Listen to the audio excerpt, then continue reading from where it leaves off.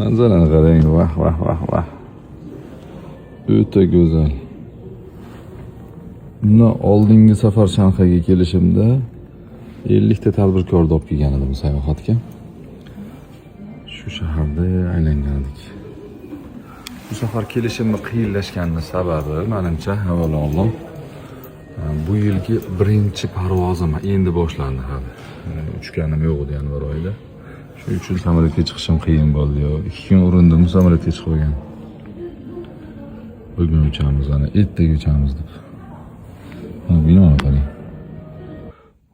One on one deb qo'yadi. 101 etaj.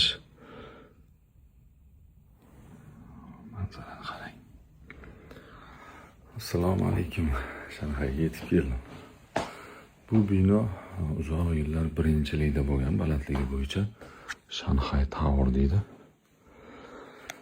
Keldik va biz Shanxaydamiz.